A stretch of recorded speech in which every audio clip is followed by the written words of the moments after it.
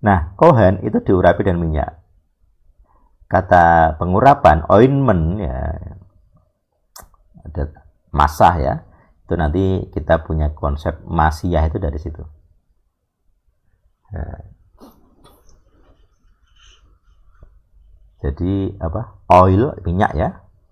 Oil was also smeared on the head of individual. Jadi minyak dicurahkan ke kepala dari individual-individual yang punya jabatan nabi, kohen, king, jadi raja, nabi, kohen, sebagai tanda authority, tanda otoritas. Jadi Mesias itu bisa nabi, bisa kohen, bisa raja. Yesus seorang nabi, ya bisa. Seorang kohen, jelas. Seorang melek, jelas. Berarti kan ada sign of authority. Jadi nabi, kohen, raja itu punya tanda otoritas. Makanya ketika Yesus mendapat gelar kohen Melkisedek, dia double-double gitu. Kohen ya, malkinya tuh melek ya, dan dia dianggap nabi. Nah, gitu. Karena dia membawa sesuatu yang baru. Di kalangan Farisi dia dianggap nabi barulah gitu. Dianggap wah ini calon Mesias ini, calon orang yang diurapi. Karena dia bisa memimpin suatu sekte baru, mendirikan sekte baru dengan ajaran baru yang beda dengan Farisi yang ada saat itu. Beda dengan orang-orang Saduki. Jadi Farisi, Perusim, dan Saduki, Sadok, Imam Sadok atau Kohen Sadok, beda ajarannya dengan Hamasiah ini, dengan Yesus ini atau Yesua ini. Nah, kata Masah itu nanti memuncul kata ini, Mesiah gitu. Mesiah itu oil what is smell. Nah, jadi kata Hamasiah yani, one who is smeared with oil as sign of authority. Masiyah, jadi ada yodnya di Masiyah. Tadi Masah gitu ya, sekarang Masiyah. Nah, ada Y-nya jelas. Tadi Y-nya nggak ada, jadi Masah aja. Sekarang Masiyah. Nah, jadi Ma ini SH, I ya Yah. Ini bukan ahnya bukan H ya sebenarnya, tapi khat ya. Kita agak sulit memang. Makanya di Indonesia jarang sekali menggunakan transliterasi, huruf Latinnya itu pakai khat karena sulit dibaca di bahasa kita. Karena nanti dibacanya kayak K, Masyak, berhenti ya, Masyak. Nah, itu agak menyulitkan dalam pengucapan. Makanya seringkali kita mengucapkannya seperti H.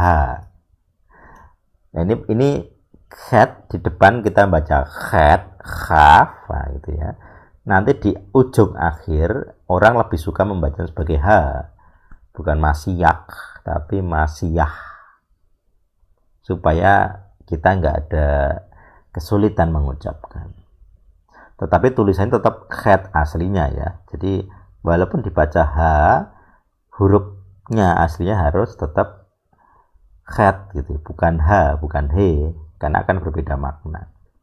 Silahkan dibaca Masiyah dengan H terbuka gitu, dengan enteng. Tapi harus paham bahwa ini aslinya khat, bukan H. Jadi makanya kalau di terjemahan El-Sadik saya tulis KH gitu sebagai penggambaran khat, bukan H gitu ya. Walaupun saya bacanya ya kayak H nanti akhirnya, karena kesulitan mengucapkan ek di akhir itu ya, Masyak ya, gitu, agak sulit. Itu ya. Nah, sudah sangat panjang gitu. Jadi Kohen itu terhubung dengan mediator, mediate, gitu ya, terhubung dengan passion, hasrat yang membara untuk orang lain, terhubung dengan effort, baju penebusan, terhubung dengan Aba, terhubung dengan yang diurapi, gitu ya, Mesiah. Gitu. Kalau kita lihat lah Kohen ini dengan Yesus cocok sekali dengan Yosua, Hamasiah. Gitu. Dia disebut Hamasiah, diurapi. Dia disebut Kohen Melkisedek.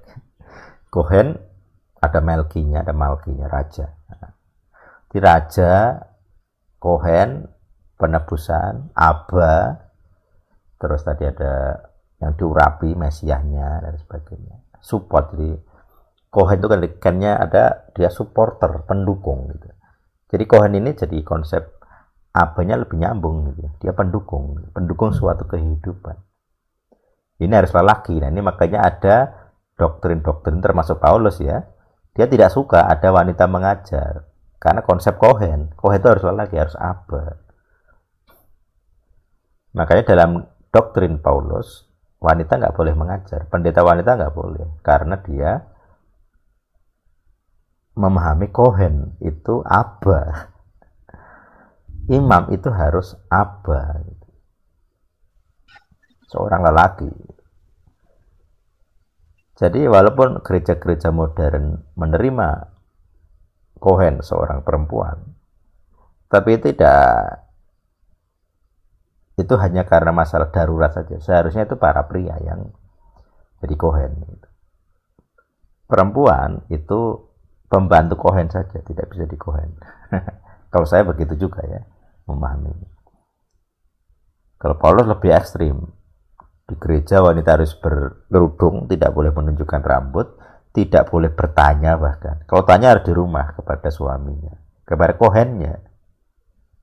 Itu gereja-gereja Paulus. Jadi gereja-gereja sekarang yang seringkali mengutip pengajaran Paulus, tapi tidak satu pun yang terang-terangan mengajarkan Kohen itu harus lelaki. Karena nanti bentrok dengan kondisi, karena pendetanya pun perempuan. Gitu. Jadi kepemimpinan lelaki itu jadi masalah sebenarnya ketika pendetanya perempuan. Gitu.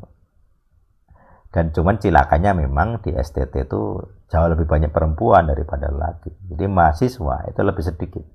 Sangat jarang para pria yang mau jadi Kohen, jadi pendeta.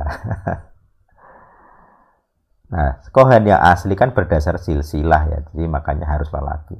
Kohen gereja Kristen itu tidak berdasar silsilah, maka muncul para perempuan-perempuan. Tetapi faktanya ajaran Paulus tidak suka dengan pendeta perempuan.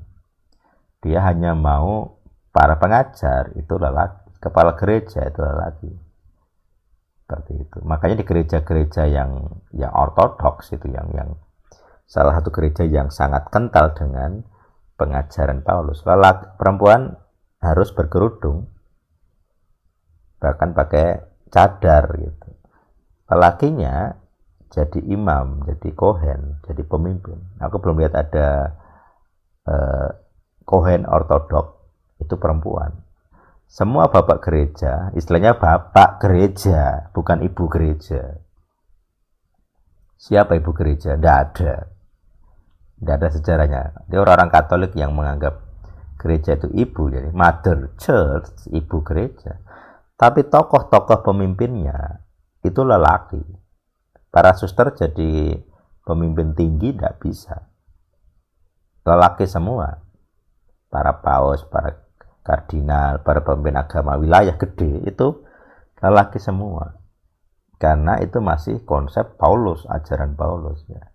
Gereja-gereja ortodok itu masih sangat ketat berkaitan dengan ajaran Paulus. Nah, gereja-gereja yang bukan ortodok sangat suka mengklaim ajaran Paulus, pemuritannya Paulus, tapi urusan Kohennya ini dibuang gitu ya, tidak suka mereka. Nah, itu jadi masalah. Ya, itu materi kita dari malam ini. Saya tidak tahu akan sepanjang ini, tapi ternyata ini baru siang tadi saya siapkan kok jadi dowo gitu, jadi panjang. Semoga teman-teman bisa paham dan silahkan nanti bertanya atau komentar tentang Kohen dan konsep penebusan. Penebusannya belum saya tinjau jauh karena kita hari ini fokus ke kata Kohennya. Tapi tadi sudah saya bahas tentang ephod-nya, bajunya. Baju seorang Kohen itu disebut pot dan ephod gitu ya, ephod. Kata pot ternyata berkaitan dengan redeemer, penebusan. Jadi seseorang yang mengenakan baju ephod itu adalah seorang penebus. Itu adalah Kohen. Jadi Kohen itu punya baju penebusan, punya pekerjaan penebus. Nah, ini konsep dasarnya. Prakteknya nanti akan kita tunjukkan nanti di doa-doa ya.